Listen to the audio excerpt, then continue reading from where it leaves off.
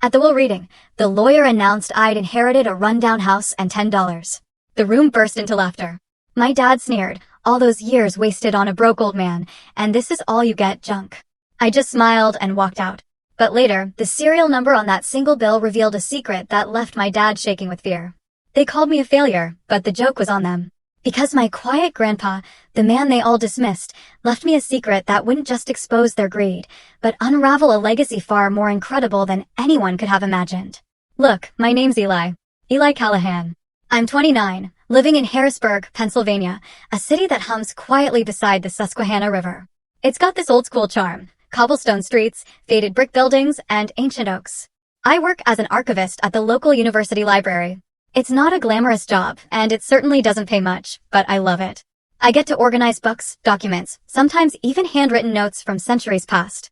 I love how old pages whisper forgotten stories, how history, especially the Cold War era, unfolds like a thrilling mystery novel right in front of me. But in my family's eyes, I'm a complete failure. Eli, you're still living off that pathetic salary? That's my cousin Jake, usually delivered with a sneer at family gatherings. To them, I'm the useless one, the only Callahan who didn't dive headfirst into business, chasing money and fame. My dad, Thomas Callahan, he's a big-shot real estate entrepreneur. His company's practically expanding across Harrisburg. My Uncle Dan, his younger brother, is his right-hand man, always in expensive suits, polished smile plastered on his face. They live in a world of million-dollar deals, shiny cars, and lavish parties. And me? I'm just the 29-year-old in a worn-out sweater, driving an old car, preferring the quiet company of books to talk of stocks or property values. Our family gatherings were always loud, held in opulent rooms with sparkling chandeliers and expensive wine. My cousins, Jake, Emily, Sarah, they'd constantly brag about their European vacations, designer watches, or new apartments in the city center. Meanwhile, I'd be the quiet one in the corner, pouring water, clearing plates, just listening. No one ever bothered to ask me a single question. Eli, what do you even do in that library all day? Organize books, huh? The job of the century. Emily once scoffed, and the whole table erupted in laughter. I just smiled, nodded, and kept clearing the table. I'd gotten used to being pushed aside. But there was one place where I never felt like an outsider: my grandparents' old wooden house, tucked away in the suburbs near the Allegheny Forest. My Grandpa Walter, or Grandpa Walt, he was a tall man, though time had bent his back and turned his hair snow white. His hands were gnarled, but they always held an old book or a cup of black coffee. He wore a threadbare sweater and a faded cap, living in a house that smelled of damp wood and a lifetime of memories. And Grandma Margaret, Maggie, she was the kindest woman I've ever known, with a warm smile and eyes that always shone with patience. She'd knit by the fire, brewing tea, and together they were like an old painting, quiet, but full of life. My family, they barely paid attention to my grandparents. To them, Grandpa was just a poor old man stuck in the past. Someone with nothing valuable except a crumbling wooden house and a few acres of land nobody cared about. My father once said it bluntly at a party: the old man's got nothing to leave behind. Don't expect anything. His whole life was just reading books and telling war stories. Uncle Dan, he'd smirk and add, "Such a waste of land. That place could fetch a few million if sold." Hearing that, my heart tightened. Grandpa never responded. He just sat quietly in the corner, staring out the window, as if living in a world none of us could understand. But to me, Grandpa was an entire world. Every weekend, I'd drive my old car, bringing pastries or medicine, and visit them. I loved sitting by the fireplace, listening to Grandpa tell stories of the past, tales of war, soldiers, and secrets he said were buried under the dust of time. His voice was low, deliberate, and every word seemed to carve itself into my mind. He loved history, especially the Cold War, and I'd often bring him books about the CIA, KGB, or espionage operations I found in the library. "Eli, do you know," he once said, his eyes lighting up, "this world is full of secrets. Some people live their entire lives and no one knows what they did to change history." Grandma would sit nearby, smiling, chiming in, "Now don't confuse the boy with your stories." But I knew she was only pretending to scold him. She loved his stories, and so did I. Those afternoons in that old wooden house, with the crackling fire and the faint smell of baked goods, made me feel like I belonged. I didn't need an expensive car or my family's approval. I just needed Grandpa to be healthy, Grandma to keep smiling, and their warm stories on those cold winter days. Not everyone in my family treated me coldly, though. My mother, Susan, she was the only one who never mocked me. A quiet woman with light brown hair always tied in a bun and sad eyes. In the Callahan family, she was like a shadow, always overshadowed by my father and Uncle Dan. She never argued with Dad or spoke up when the family ridiculed me, but I knew she loved me. Sometimes, when it was just the two of us, she'd hold my hand and say, "Eli, you don't have to be like them. You just have to be yourself." In those moments, I felt like she was trying to protect me from a world she herself couldn't escape. Life went on like that until one late autumn evening when everything began to change. It was freezing that night when I visited my grandparents. Grandpa was by the fireplace, holding an old book, but his eyes were different. He looked at me not with his usual gentle smile, but with a deep, searching gaze as if trying to read my thoughts. Grandma had gone to bed early, leaving just the two of us. "Eli," he suddenly said, his voice low and serious. "If there's a secret that could change the way you see this entire family, would you want to know?" I looked up surprised. Grandpa often told stories, but never anything this serious. I laughed, trying to lighten the mood. "Grandpa, are you telling spy stories again? I know you love that stuff." But he didn't smile. His eyes, under the flickering firelight, gleamed strangely, as if he were looking right through me. "I'm not joking, Eli," he said, soft but firm. "There are things I've kept hidden my whole life. But maybe the time for you to know everything is coming." A chill ran down my spine, not from the autumn cold, but from his voice. I wanted to ask more, but he just shook his head and placed a hand on my shoulder. "You're the only one I trust, Eli. Remember that." That night, driving home, his words haunted me. A secret? Something that could change how I saw my own family? I told myself he was just getting old, maybe talking nonsense. But deep down, I knew Grandpa never said anything without a reason. And that look in his eyes, it wasn't the look of a confused old man. It was the look of someone preparing to entrust something monumental. Autumn in Harrisburg passed quickly. But along with the season, my grandfather's health began to decline. One day, I found him by the fireplace, breathing heavily, his face paler than usual. My grandmother, her silver hair neatly tied back, her hands trembling, brewed him tea. "He's been coughing all week," she said, her voice laced with worry. "The doctor says it's pneumonia, but he refuses to go to the hospital. He insists on staying here." I looked at Grandpa, the tall, strong man now worn down by time. His threadbare sweater seemed looser. His eyes, though still bright, carried a hint of exhaustion. I knelt beside his chair, taking his hand. "Grandpa, you have to see a doctor." "I'll take you." He shook his head, giving me a faint smile. "Eli, I'm old. I don't need a hospital. I just need to be here, with your grandmother, and with you." He squeezed my hand lightly. His gnarled hand was warm, but much weaker. I wanted to argue, but his eyes silenced me. They weren't the eyes of someone giving up, but of someone quietly accepting the inevitable. From that day on, I visited my grandparents more often, sometimes taking entire days off work to stay overnight. I brought medicine, cooked soup, and helped Grandma clean the wooden house. On those nights, I'd sit by Grandpa, listening to his stories. But they were no longer about wars or spies. He began talking about his life, his youth, and distant journeys he never described in detail.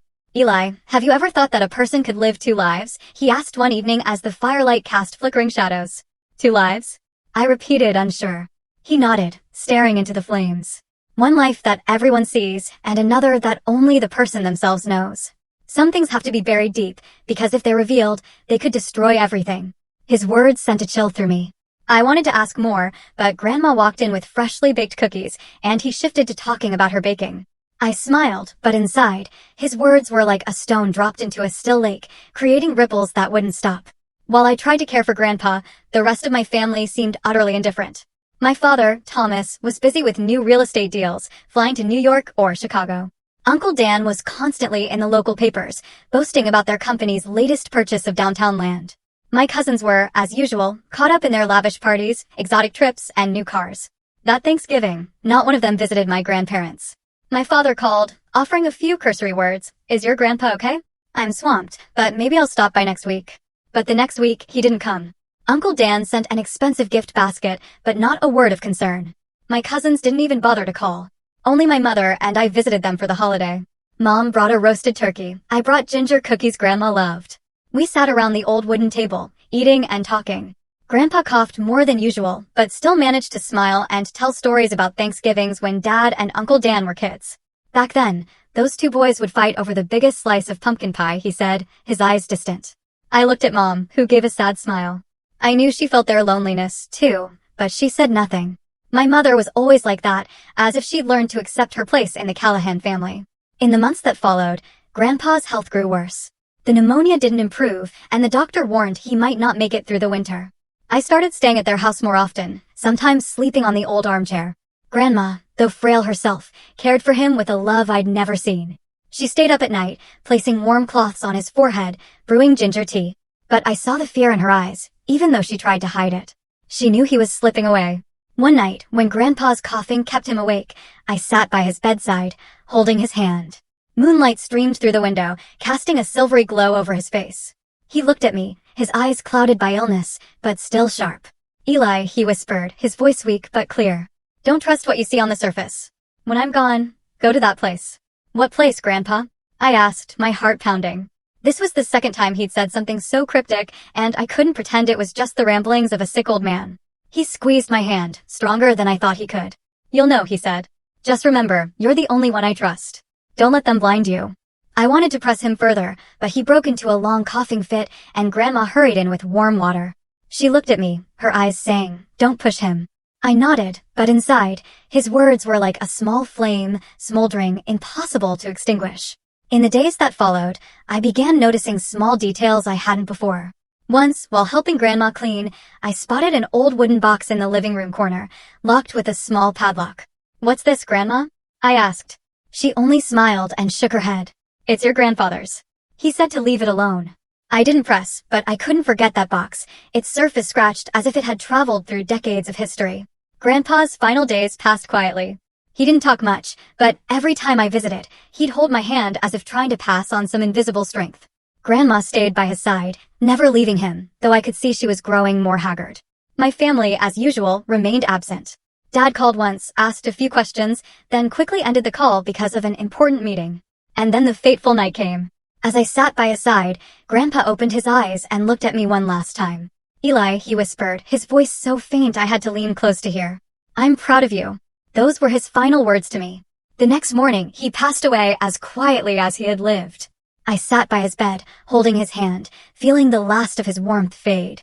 Grandma stood beside me, not crying, only gently stroking his hair. I knew she was in pain, but she was stronger than I'd ever imagined. "Your grandfather lived a long life, Eli," she said, her voice trembling, "and he loved you more than anyone." I nodded, tears streaming down my face. But amidst the grief, Grandpa's words echoed in my mind. "Don't trust what you see on the surface. When I'm gone, go to that place." I knew my journey was only just beginning. Grandpa's funeral took place on a cold, drizzly day in Harrisburg. The sky was gray, tiny raindrops streaking down the windows of the funeral home as if the world itself was weeping. The room was simply decorated, an oak coffin amidst white floral wreaths. I stood in a corner, wearing an old black suit my mother had found. It was slightly tight, but I didn't care. My mind was still immersed in memories of Grandpa, his warm, low voice, his sharp eyes, and those cryptic words I still couldn't decipher. As expected, my family showed up in full force. My father, Thomas, stood in the front row, his sleek black suit impeccable, his face stern but unable to hide a hint of impatience. Uncle Dan, with his neatly combed hair and expensive silk tie, stood beside him, whispering something to a stranger. My cousins, Jake, Emily, and Sarah, clustered in a corner, chatting and glancing at their phones. None of them seemed genuinely grieving. To them, the funeral felt like a formality, to be completed before returning to their busy lives. My mother stood close to me, quietly holding my hand. She wore a simple black dress, her eyes red but tearless. I knew she was holding back, not wanting my father or anyone else in the Callahan family to see her vulnerability. Grandma sat in the front row, right before the coffin, her frail hands clutching a handkerchief. She said nothing, only gazing at a black and white photo of Grandpa from his youth, a rare smile, vibrant eyes. I wondered what she was thinking. Did she know about that place he'd mentioned? Did she too carry the secrets he had kept? The funeral was brief. A priest delivered a few prayers, describing Grandpa as a simple man who loved his family. I wanted to stand up, to say he was more than just simple, that he was extraordinary, the one who taught me about history, honesty, and how to live rightly. But I stayed silent. I knew in this room, no one truly cared about Grandpa the way I did. After the service, the family moved to an upscale restaurant in downtown Harrisburg for the reception. I didn't want to go, but my mother convinced me. "Eli, you have to be there for Grandpa," she said. I nodded, though all I wanted was to return to the wooden house, sit by the fireplace, and remember those afternoons. The restaurant, chosen by my father, had glass walls overlooking the Susquehanna River and tables draped in white silk. People laughed, clinked wine glasses, and talked about work, real estate, or upcoming vacations. No one mentioned Grandpa except for a few perfunctory remarks. He passed peacefully, didn't he? Or he was old. It was his time. I sat at the end of the table, quietly eating cold soup, listening to conversations I didn't belong to. Jake was bragging about his new Tesla. Emily showed off a designer handbag. My father and Uncle Dan discussed a new real estate project, their voices brimming with ambition. That land is gold, Dad said, his eyes gleaming. Just need to sort out a few issues with the city council and we'll be rolling in it. Uncle Dan nodded, smirking. I looked at them, wondering if they truly knew how Grandpa had lived, what he thought, or what he'd left behind. Grandma didn't come to the restaurant. She said she wanted to stay at the funeral home for a while longer. I wanted to stay with her, but Mom insisted I go with the family. She needs time alone, Eli, she said. I understood, but I couldn't shake the vast emptiness in my heart. Grandpa was gone, and I felt like I was losing a part of myself. A few days after the funeral, Grandpa's lawyer, Harold Steinberg, contacted the family to announce the reading of the will. Steinberg was a middle-aged man, tall and thin, with salt and pepper hair and silver-rimmed glasses. He had a stern demeanor, his voice low and deliberate. The reading took place in his law office, a small but elegant room. The entire family gathered, this time not with the somber air of a funeral, but with an almost greedy anticipation. My father sat at the head of the table, hands clasped, his gaze sharp. Uncle Dan sat beside him, constantly checking his watch as if he had more important things to do. Jake, Emily, and Sarah whispered to each other, giggling as if waiting to open Christmas presents. My mother sat next to me, silent as always. Grandma wasn't there. She said she didn't want to hear the will, that she trusted Grandpa had done what was right. I sat at the corner, feeling more out of place than ever. I didn't expect anything. I knew Grandpa wasn't wealthy, not in the way my family defined wealth. The wooden house, a few acres of land, and his old books. That's all I thought he had. But deep down, I hoped he'd left me something. Not money, but a sign, an answer to the cryptic words he'd spoken. Steinberg began reading the will, his voice steady and clear. Grandpa divided his assets into small portions for his children and grandchildren. A bit of savings for Dad, Uncle Dan, and other relatives, a few keepsakes for my cousins. No one in the room seemed satisfied. That's it, Jake muttered, loud enough for me to hear. Emily crossed her arms, pouting. My father frowned, and Uncle Dan shook his head as if they'd expected some hidden treasure. Then Steinberg looked at me, adjusted his glasses, and continued, to my grandson, Elliot James Callahan, I leave the old property number 1417 and $10. The room fell silent for a moment before erupting in laughter.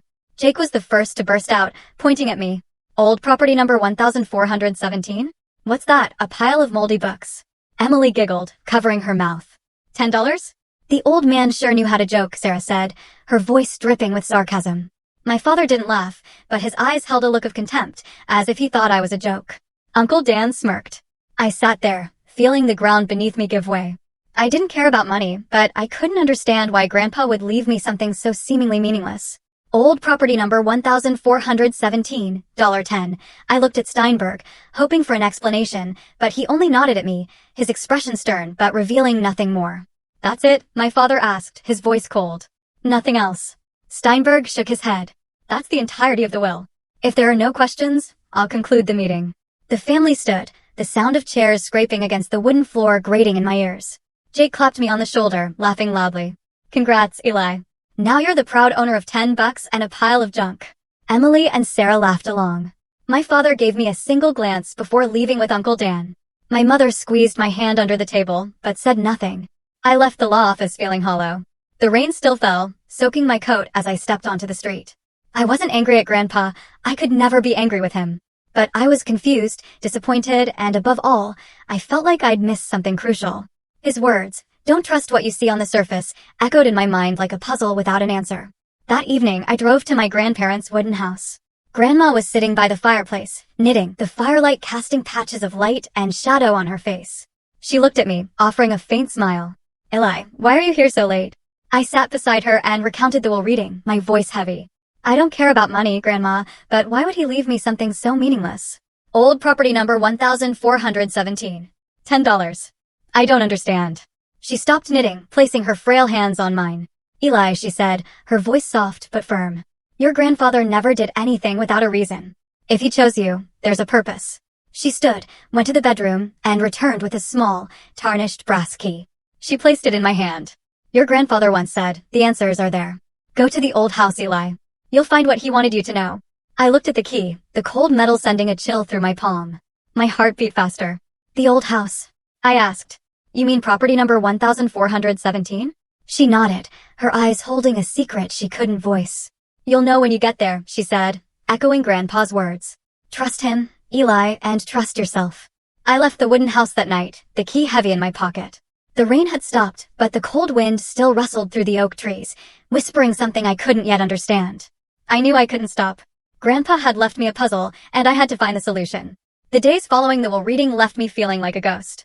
My job at the library, where I once found peace, now only made me restless. I sorted documents, answered student questions, but my mind kept drifting back to the brass key Grandma had given me and the strange $10 bill in my wallet.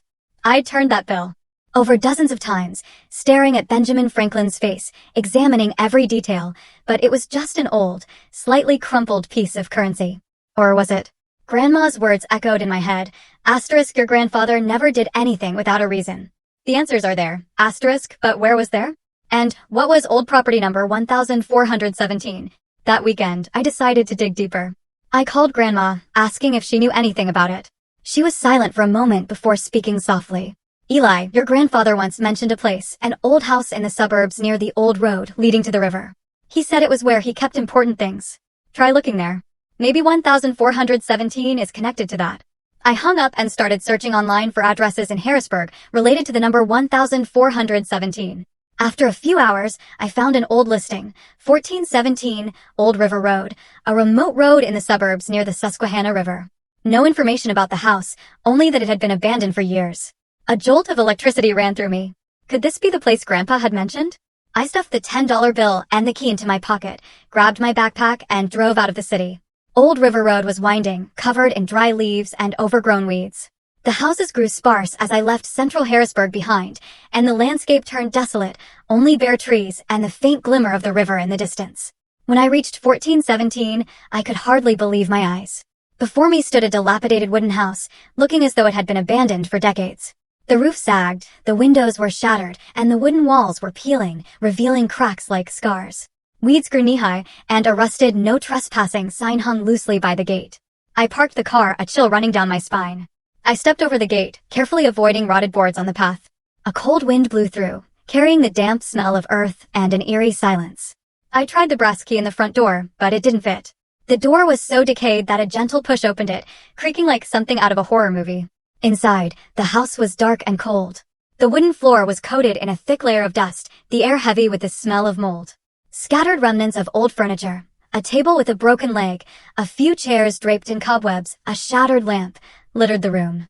I turned on my phone's flashlight, illuminating every corner. The house was small, with a living room, a tiny kitchen, and a hallway leading to 2 bedrooms. I checked each room, tapped on walls, lifted tattered rugs, hoping for a clue, but there was nothing. Just dust and silence. I began to wonder if I was chasing an illusion. Had Grandpa really left me a puzzle with no solution? I sat on an old chair, trying to suppress my growing disappointment. Then I pulled out the $10 bill again, examining the serial number, J1417K89632. The number 1417 had led me here, but what about the rest? After nearly an hour, just as I was about to give up, my heel caught on a floorboard near the fireplace, producing a strange hollow sound. I knelt down and pried at it gently. The board was loose, and when I pulled harder, it came free, revealing a small metal hatch with a combination lock. My heart pounded. A hidden cellar, in an abandoned house no one knew Grandpa owned. I looked at the $10 bill, focusing on the serial number. If 1417 was the code for the house, maybe the rest of the serial number was the code for this. I entered *1417* into the lock. A soft click sounded, and the hatch popped open. I trembled, not from the cold, but from a mix of excitement and fear. What had Grandpa hidden here? And why had he chosen me to find it? I stood there, staring down the narrow wooden staircase leading into darkness. My phone's flashlight illuminated only the first few steps. Below was a pitch-black void, as if it were swallowing everything. The air rising from the cellar was cold and damp, carrying the scent of old earth and rusted metal. I took a deep breath, trying to steady myself. "Grandpa, what do you want me to do here?"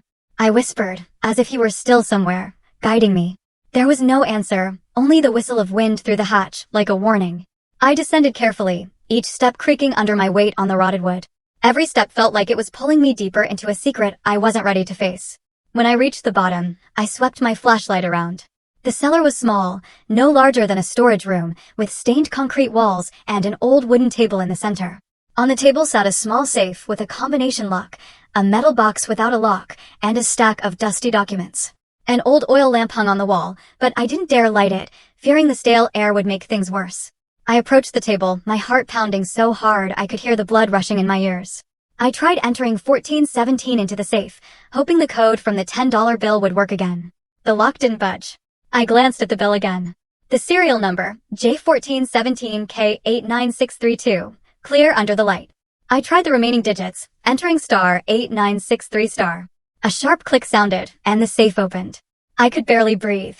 Grandpa had planned everything, step by step, leading me here. Inside the safe was a thick bundle of documents tied with a leather cord, a black leather-bound notebook, and a small silver USB drive. I picked up the notebook first, flipping through its pages.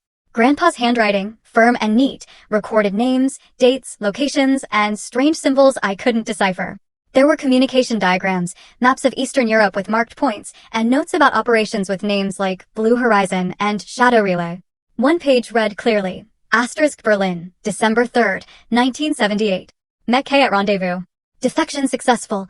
I turned the page and found a black and white photo taped inside, showing a younger grandpa in a suit standing beside a stranger in a military uniform. A handwritten caption below read, Operation Blue Horizon, CIA, CIA. The words sent a chill through me. I shook my head, trying to process it. Grandpa Walt, the man in a threadbare sweater, sitting by the fireplace telling history stories, was a spy? A character from the espionage tales he used to share with me? I couldn't believe it, but these pages, written in his own hand, couldn't be fake. I moved to the bundle of documents. Inside were contracts stamped with government seals, some declassified, titled, Strategic Coordinator for European Operations, 1974-1988.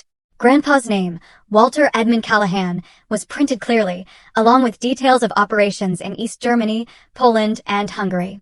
One document stated, *W. Callahan, code name Falcon, responsible for coordinating a network of operatives in Eastern Europe.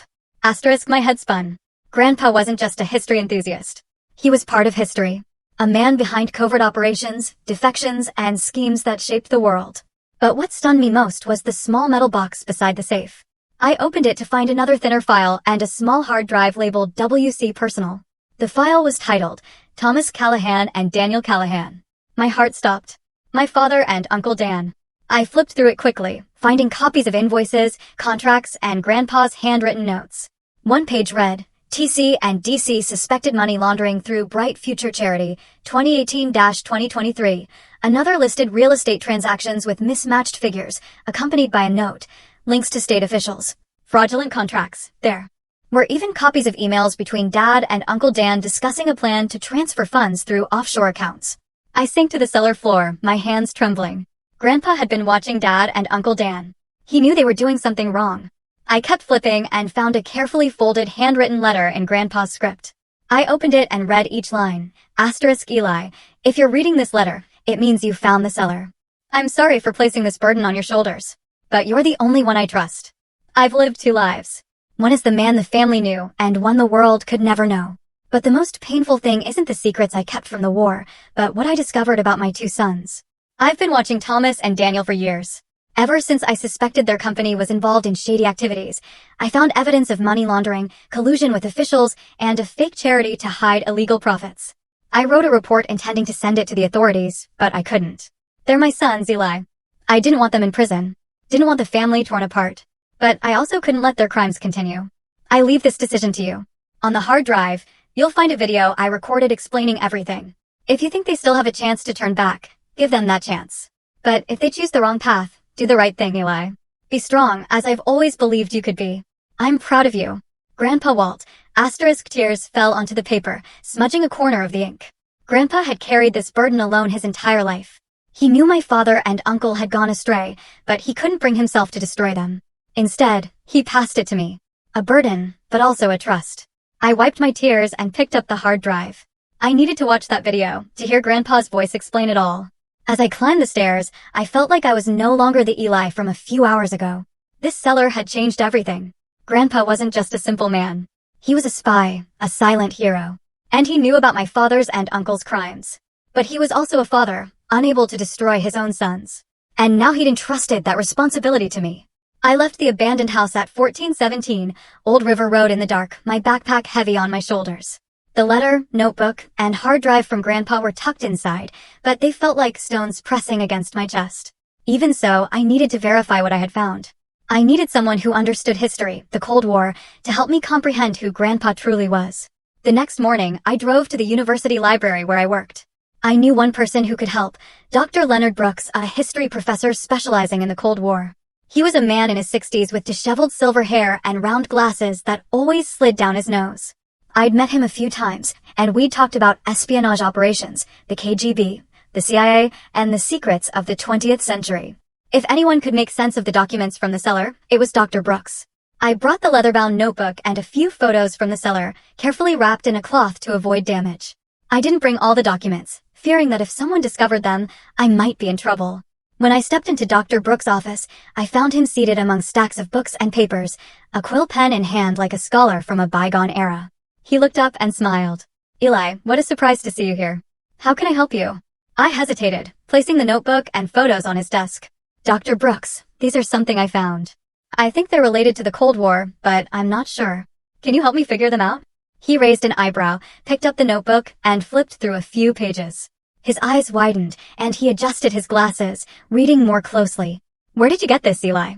His voice suddenly turned serious. I told a condensed version of the truth, that I found it among my grandfather's belongings, that he loved history and might have been involved in something significant. I didn't mention the CIA or my father and uncle, only sharing enough to avoid suspicion. Dr. Brooks continued flipping through, pausing at a page with coded symbols and communication diagrams. "This is standard CIA cipher," he murmured, almost to himself. He picked up a photo, the one of Grandpa in Berlin in 1978, and froze. "Do you realize what you're holding, Eli? These ciphers, the way the notes are structured, the diagrams. This isn't ordinary documentation. This is government-level material, the kind only someone with high clearance would have access to." I swallowed hard, my heart racing. "What do you mean?" He looked at me, his gaze sharp. "If these belonged to your grandfather, Walter Callahan, then he wasn't just a history enthusiast. He could have been a major figure, very major, in intelligence operations. There's a note here," he pointed to the photo, "about a covert operative who disappeared in 1978. If your grandfather was involved in this, he could have been a coordinator or even a regional commander." My head spun. What Dr. Brooks said aligned with the documents in the cellar, strategic coordinator for European operations. But hearing it from someone else, an expert, made it feel more real, more terrifying. "Are you sure?" I asked, my voice trembling. Dr. Brooks nodded, flipping through more pages. "These ciphers are internal CIA communication codes used in covert operations. And this photo," he pointed to a group shot, "mentions Operation Blue Horizon. I've read about that operation. If your grandfather was Falcon, as the documents suggest, he didn't just participate. He could have been running an entire CIA network." I sank into a chair, feeling as though the air had been sucked out of the room. Grandpa, the man in a worn sweater telling stories by the fireplace, was a CIA commander. I remembered the afternoons when he spoke about the Cold War, his eyes lighting up as he described nameless spies. It turned out he wasn't just telling stories. He was reliving his own memories. "Can you check further?" I asked. "I mean, to confirm this is real." Dr. Brooks nodded. "I have a contact at the National Archives. They have declassified records on Cold War operations. I can send them some details from this notebook without mentioning you or your grandfather to verify. But Eli, you need to understand that if this is real, you're holding something that could cause serious trouble. Even declassified documents like these can attract unwanted attention." I nodded, unease rising within me. "I understand, but I need to know the truth. Grandpa trusted me, and I have to find out why." Dr. Brooks agreed, promising to contact his friend and get back to me in a few days. He handed me the notebook and photos, urging me to keep them safe. "Don't let anyone know you have these, Eli," he said, his tone grave. "Not everyone will be happy you possess them." On the drive home, I couldn't stop thinking about what Dr. Brooks had said. Grandpa was Falcon, a CIA commander, a silent hero. But he was also a father, heartbroken over his son's crimes. His letter echoed in my mind. Asterisk, if they still have a chance to turn back, give them that chance. But if they choose to continue their crimes, I leave the decision to you. Asterisk, the weight of that responsibility felt heavier than ever. My father and Uncle Dan, the ones who always saw me as useless, were living off dirty money, and I was the only one who knew the truth. I got home, locked the door carefully, and hid the backpack in a concealed corner of my closet. I didn't dare let anyone see these documents. Not my mother, not Grandma, and certainly not Dad or Uncle Dan. But I knew I couldn't stop. Grandpa had chosen me, and I had to do the right thing, even if it meant confronting my own family. The days after meeting Dr. Brooks were filled with constant tension. Every noise outside my door, every ping of a text message, made me jump as if someone were watching me. The documents from the cellar, the notebook, the letter, the hard drive, felt like ticking time bombs waiting for me to decide what to do. Dr. Brooks had promised to verify the information about Grandpa's past. But he had also warned me, these things could cause big trouble. Eli, be careful. I knew he was right, but I couldn't just sit still and pretend nothing had happened. Grandpa's letter kept echoing in my mind. My father, Thomas Callahan, was a stern, patriarchal man who always saw me as a failure. Uncle Dan, with his slick smile and cunning mind, was even more intimidating. I knew they wouldn't listen easily, but I had to try. For Grandpa. For myself. I decided to meet them at my father's office in downtown Harrisburg. Callahan and Sons Real Estate was housed in a sleek glass building with polished signs and the company logo etched on the door. I rarely came here. The last time was years ago when Dad tried to convince me to quit my library job and work for him. I arrived at the office on a rainy afternoon, carrying copies of a few documents from the cellar, just enough to prove I knew the truth, but not everything. I didn't want them to know about the hard drive or Grandpa's video. Not yet. When I entered the meeting room, I saw Dad seated at the head of the table, reviewing a stack of papers. Uncle Dan stood by the window, phone pressed to his ear, his voice smooth as he persuaded someone. Both looked up as I walked in, and I immediately felt the cold weight of Dad's stare. Eli, what are you doing here? Dad asked, his tone barely concealing irritation. Don't you know to call first? I took a deep breath, trying to stay calm. I need to talk to you and Uncle Dan about the company, and about Grandpa. Uncle Dan hung up his phone, smirking. Grandpa? Why are you bringing up the old man now? He left you $10, didn't he? He laughed loudly, as if it were a joke. I didn't return his smile. I placed the documents on the table, opening to the first page, a copy of an invoice from the Bright Future charity, with mismatched figures, accompanied by Grandpa's handwritten note, suspected money laundering 2020. I found some things among Grandpa's belongings, I said, my voice steady but firm. These show that your company is doing something wrong. Money laundering, fraudulent contracts with state officials, a fake charity. The room fell silent. Dad stared at the document, his face darkening. Uncle Dan stepped forward, grabbed the paper, skimmed it, and tossed it back onto the table. What the hell are you talking about, Eli? He growled, his voice thick with anger. You think you can waltz in here with some nonsense papers and accuse us? I'm not accusing, I said, trying to keep my voice from shaking. I just want you and Dad to stop, to make things right before it goes too far. Grandpa knew everything. He'd been watching you for years. He didn't go public because he didn't want you both in prison, but he left these to me, and he told me to do the right thing. Dad stood, his hands slamming onto the table, his eyes burning into me. You dare talk about the right thing, he shouted. You, a library clerk, living off a pitiful salary, dare stand here and lecture me on how to run my business? Your grandfather was a stubborn old fool, and so are you. These are fake, Eli. Fake. You think you can tear down this family with a few pieces of paper? They're not fake, I replied, my voice rising more than I intended. I have proof, Dad. Invoices, emails, transactions, and more. I just want you and Uncle Dan to stop, to dissolve the fake charity, to return what doesn't belong to you. I don't want to take this public. Uncle Dan sneered, stepping closer. You're threatening us, Eli? Who do you think you are? Some kid with a few papers and a hero complex? I'll sue you for defamation. I'll make sure you lose everything. Your job, your reputation, everything. I felt the blood rush to my head, but I stood my ground.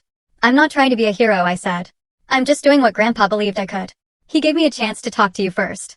But if you and Dad don't listen, I won't stop. Dad stepped toward me, pointing a finger in my face. You dare, he roared. Do you know what this would do?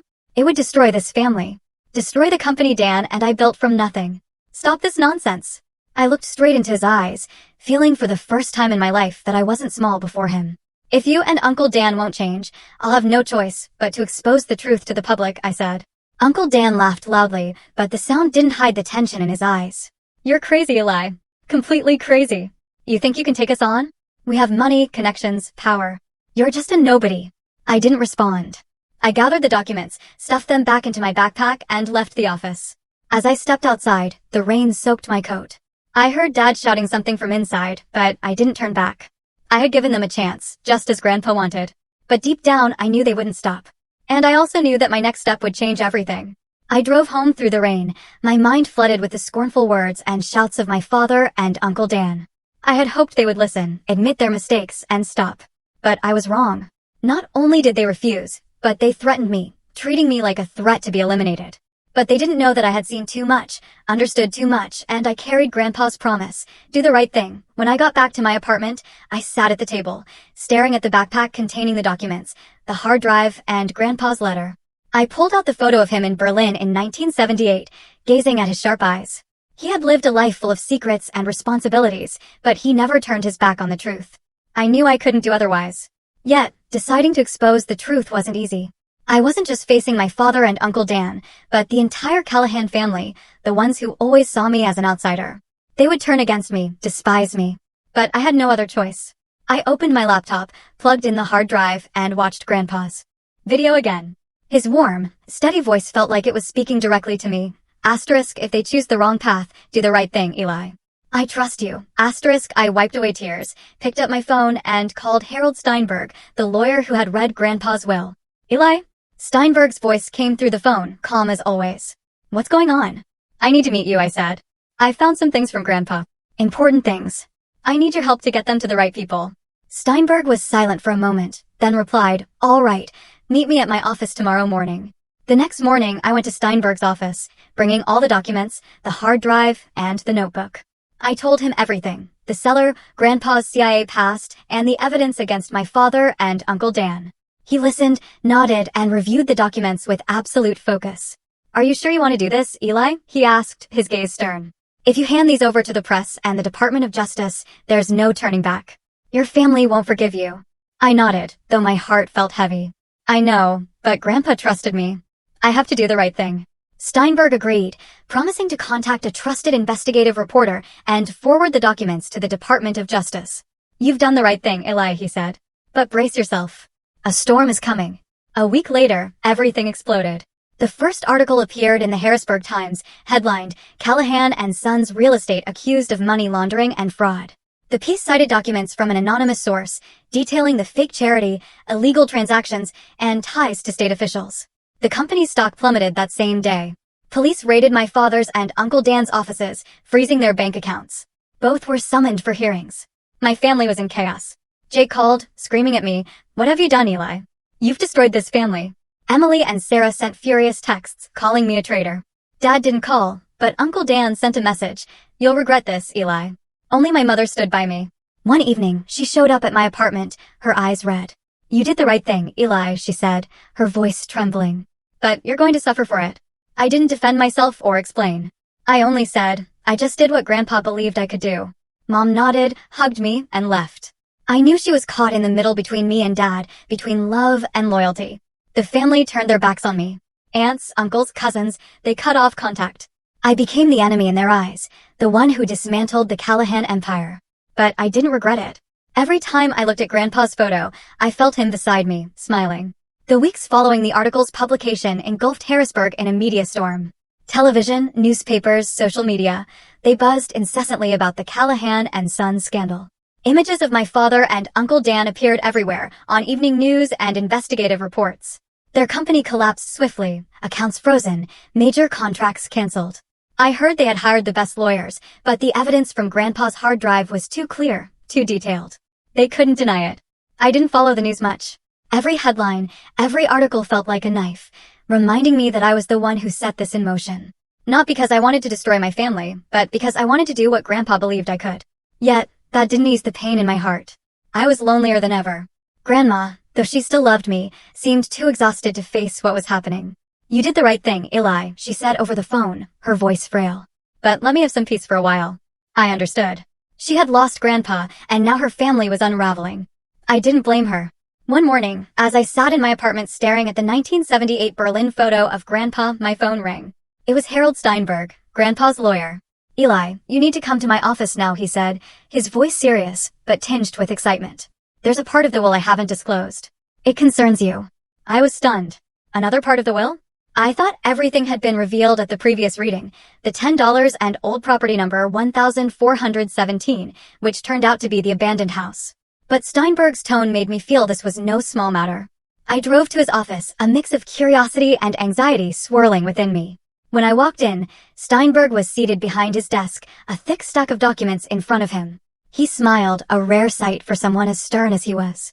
Eli, he began, your grandfather, Walter Callahan, was an extraordinary man, and he left you something far greater than what your family knows. I sat down, my heart racing.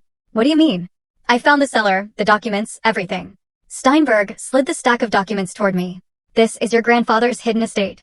During his time with the CIA, he amassed a significant fortune, not from illegal activities, but from savvy investments, overseas properties, and shares in a Silicon Valley tech company. The estimated total value, hundreds of millions of dollars. I was speechless, unable to process it.